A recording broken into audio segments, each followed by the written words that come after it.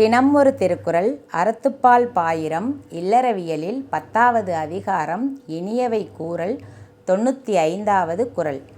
பணிவுடையன் இன்சொலன் ஆதல் ஒருவர்க்கு அணியல்ல மற்றுப் பிற. இந்த குறளின் விளக்கம்: பணிவு உடையவனாகவும் புதிதாக சொல்பவனாகவும் ஆகுதல் ஒருவனுக்கு அணிகலனாகும், பிறவெல்லாம் அணிகலன்களே ஆகாது.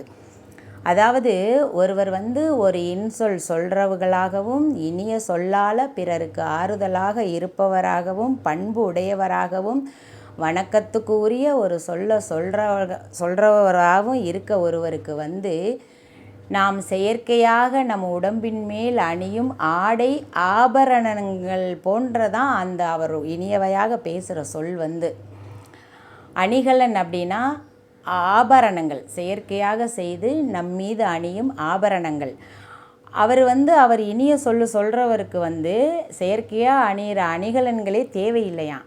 அந்த சொல்லே அவருக்கு ஆபரணமாக அணிகலன்களாக இருக்குமா. அதை தான் வள்ளுவர் ரொம்ப அழகாக சொல்கிறாரு.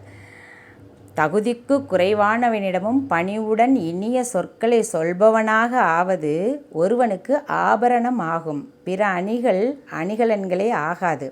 அடக்கமான பண்பும் இனிமையாக பேசும் இயல்பும் தவிர ஒருவருக்கு சிறந்த அணிகலன் வேறு இருக்க முடியாது. எந்தளவுக்கு நாம் ஒருத்தருக்கு பண்பாக அடக்கமாக பேசி நம்மளோட இனிய வார்த்தைகளை கூறி ஒருத்தரோட மனசால் அவங்க கஷ்டப்படுறவங்களுக்கு ஒரு ஆறுதலாக இருக்கமோ, அவங்களுக்கு வேறு செயற்கையான ஆபரண அணிகலன்களே தேவையில்லை. அவரோட வார்த்தைகள், இனிய சொல் கூறுறதே உயர்வான அணிகலன்களாகும்.